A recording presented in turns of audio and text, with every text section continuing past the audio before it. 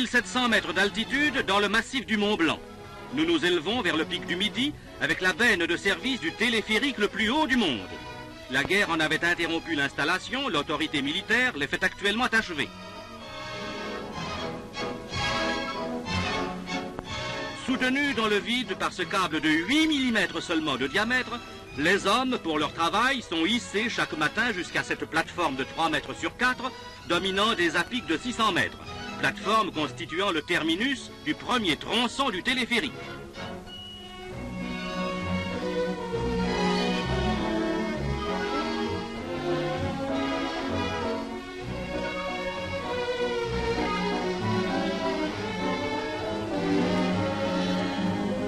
Le départ de ce premier tronçon est à environ 2500 mètres d'altitude.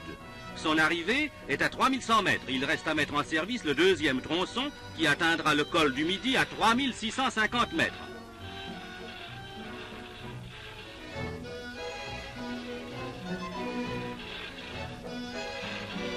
Installation périlleuse, véritable prouesse sportive qui nécessita la collaboration de l'aviation pour le jet du câble au col du Midi, d'audacieux alpinistes pour l'accrochage de ce câble et son amenée jusqu'à la plateforme d'où il sera tracté par des treuils une fois installé comme une chaîne sans fin, la collaboration enfin de rudes et hardis montagnards qui mirent en service le premier tronçon et que l'on mobilisa sur place pour achèvement.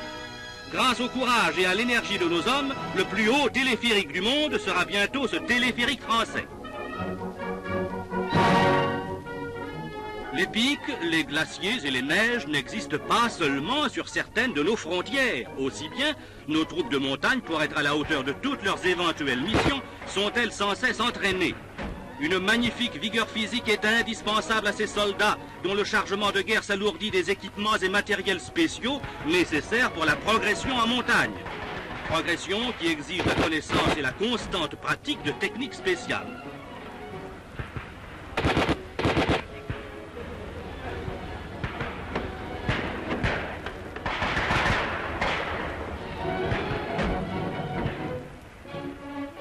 Ces techniques sont enseignées par les champions les plus qualifiés à des instructeurs qui, à leur tour, formeront de nouvelles cohortes d'élèves et d'instructeurs. Ici, c'est le célèbre guide chamoniard Charlet, actuellement sergent, qui, faisant toujours le travail le plus difficile et le plus périlleux à la tête des cordées, procède à une démonstration d'escalade d'arête.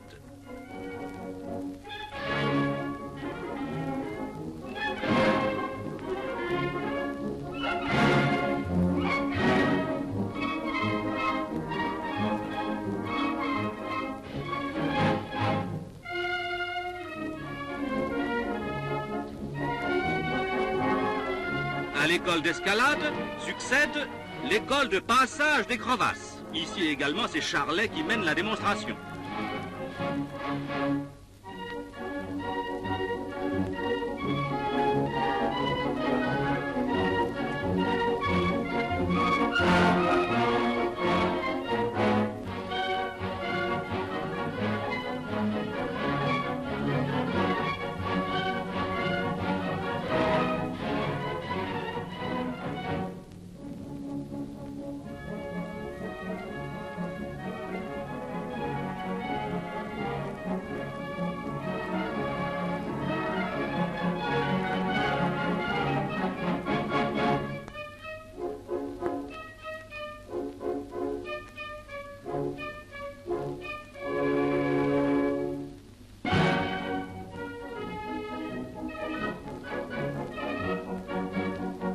Autre enseignement par le même professeur, l'école de glacier, ou de l'art et de la manière de franchir un mur de glace en s'y creusant d'effort en effort un escalier, et de l'art et de la manière de progresser sur un glacier avec tant de précision et d'harmonie dans les gestes que cela semble facile comme tout.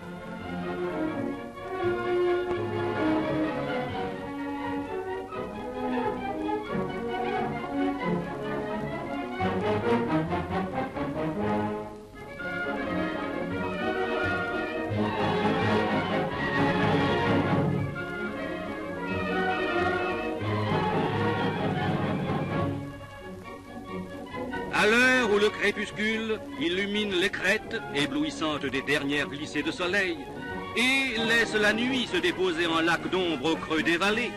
Les soldats de la montagne redescendent, ivres de l'air pur et du complet silence des hautes altitudes enneigées.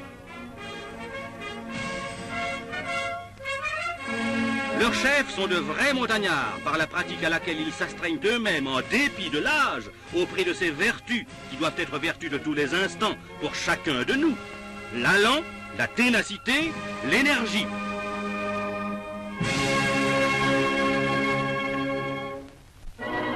La poursuite de la guerre commande l'énergie de tous, vient de déclarer le roi Georges. Mes dominions, dont les représentants accompagnent ici M. Eden, y participent de tout cœur. Partout, ma flotte, mes armées, mes forces aériennes se montreront à la hauteur de tous les efforts et de tous les sacrifices qu'on pourrait leur demander. Cette volonté, cette inébranlable résolution de notre allié, à la mesure même de notre volonté et de notre résolution, conditionne notre succès dans cette guerre que l'Allemagne nous a forcés à faire et que nous gagnerons en ne commettant pas l'erreur de sous-estimer la force de notre ennemi.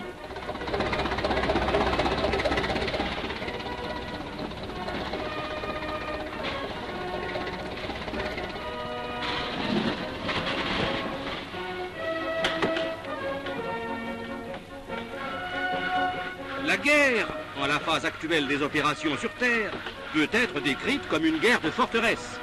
De ce point de vue, le temps ne cesse de travailler pour nous. Le potentiel de la défense se développe bien plus rapidement que le potentiel de l'attaque. Or, depuis 3 mois, nous n'avons cessé de renforcer considérablement nos formidables positions par la multiplication des ouvrages et des lignes fortifiées.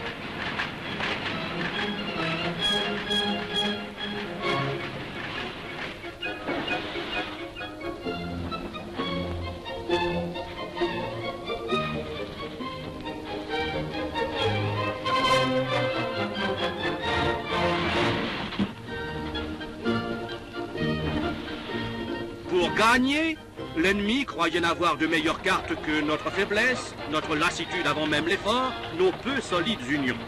La résolution, le béton et la force des Alliés n'ont pas fini de le surprendre.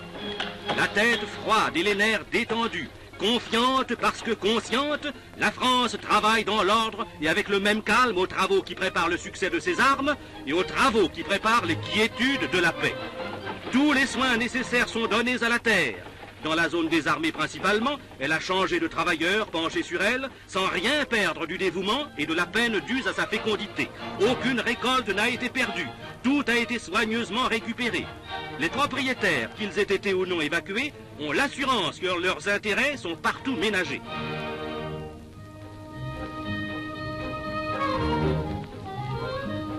Dans les villages évacués, où, en confiance, biens mobiliers, instruments de travail furent abandonnés sur place, la prévoyance des autorités maintient des commissions de contrôle, veillant à la sauvegarde des biens. Les troupes en cantonnement, en respectant le bien d'autrui, ne cèdent pas seulement à la discipline, mais bien plus encore à la loyauté et à la fraternité. Témoin cette déclaration que des soldats tinrent à afficher à l'intention de leurs successeurs. Cette maison a été habitée par 3 sous-officiers du génie du 11 septembre au 10 octobre, où ils ont vécu en famille en faisant leur popote eux-mêmes. Nous avons tenu à nettoyer cette maison et à la conserver en état de propreté comme notre propre maison. Nous souhaitons que ceux qui nous succéderont agissent de même et bonne chance.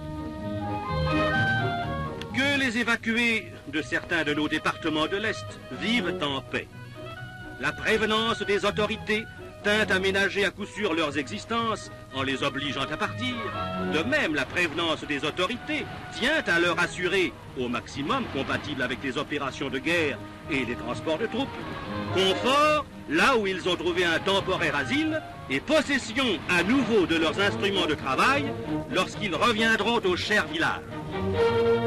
Comme elle est donc une fois de plus imbécile et infâme, la propagande qui cherche à faire passer pour une organisation systématique du vol, l'envoi à nos chers évacués de tout ce qui, de leurs meubles ou objets familiers, agrémentera leur refuge momentané, et la mise en lieu sûr, c'est-à-dire en des parcs de récupération, des instruments de travail qu'ils y retrouveront à point nommé.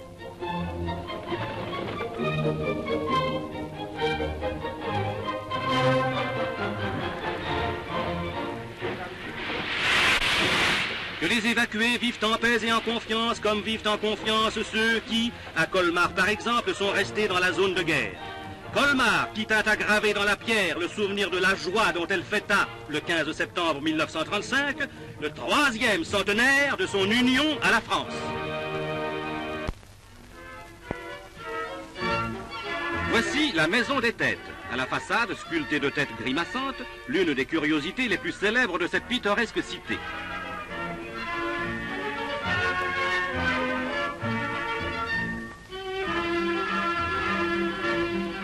Colmar, malgré la guerre, conserve le caractère aimable et facile qui fait le plaisir de vivre et de vivre heureux dans tant de provinces de chez nous.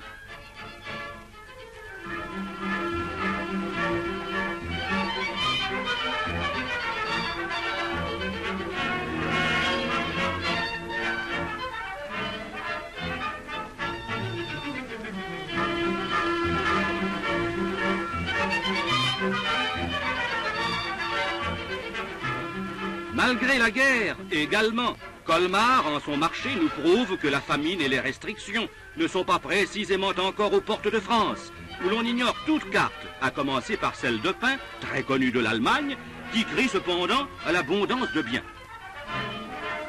La puissance des États, a-t-on dit, se mesure désormais à leur capacité d'intimidation. Il ne semble pas que l'intimidation nous ait coupé l'appétit ou nous ait privé de toute possibilité de le satisfaire, et même avec gourmandise. Colmar vit placide, Colmar travaille, Colmar élève ses enfants dans une attente fière et confiante avec un moral d'une élévation et d'une tenue admirable, ce haut moral dont, s'il en était besoin, nos soldats apporteraient à chacun le plus magnifique exemple en venant en permission faire respirer à l'arrière l'air pur du front.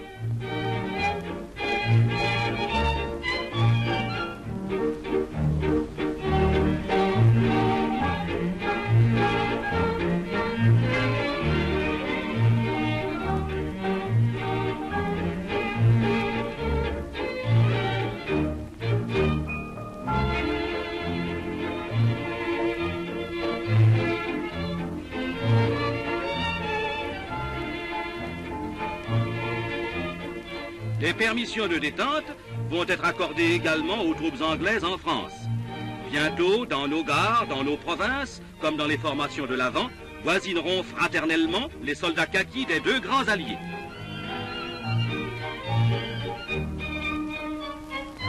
À l'approche de l'hiver, une toute particulière prévenance assure le plus grand bien-être possible à nos troupes en déplacement. Dans les gares, des distributions de vin chaud gratuites ont été instaurées. L'inauguration à Paris en a été tout récemment faite. L'estomac et le cœur à l'aise, nos soldats pourront partout trinquer à leur succès, à ceux de leurs camarades de toutes armes qui, comme eux, avec eux, construisent chaque jour la victoire. Sur mer et dans les airs, l'ennemi vient de se ménager des surprises désagréables. C'est sur mer qu'actuellement l'ennemi cherche à obtenir des résultats positifs. La Grande-Bretagne et la France pèsent de toute leur puissance maritime sur l'Allemagne qui, indéniablement, souffre déjà de pénuries et de restrictions sévères du fait du blocus à l'importation. Contre cette grave entrave à ses ravitaillements, l'Allemagne a déchaîné ses sous-marins. En masse, ils ont été envoyés par le fond. Aux sous-marins, elle a substitué pour sa honte la traîtrise et la lâcheté des mines magnétiques. Les Alliés ont paré par des inventions déjà au point. Ils ont riposté par l'application d'un blocus à l'exportation, celui-là, qui, privant l'Allemagne de tout commerce, la prive des devises qui lui sont nécessaires pour acheter les matières premières indispensables à la poursuite de la guerre. Les récents raids ennemis au-dessus de notre territoire visaient à deux fins. La première était de documenter le commandement adverse en vue d'éventuelles actions futures. La seconde était d'influencer notre morale par la démonstration de l'aptitude de l'ennemi à survoler à son gré nos villes et nos centres de production. Telle était la question à résoudre, mais la solution a été trouvée par les aviations françaises et anglaises. 14 avions allemands, dont voici quelques-uns, ont été abattus en 2 jours.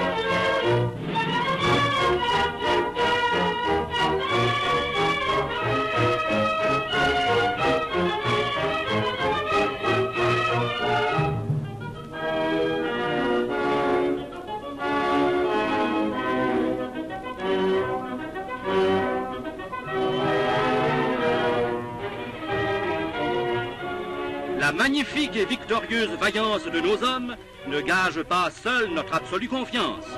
Qu'il s'agisse de n'importe lequel de nos matériels de guerre, c'est sans cesse que s'accroît l'abondance de disponibilités devant lesquelles il faudra bien que l'ennemi en vienne à cette conclusion formulée en 1919 par le colonel allemand Marx. À cause de la faim, du surmenage et des pertes en hommes, la débâcle était inévitable.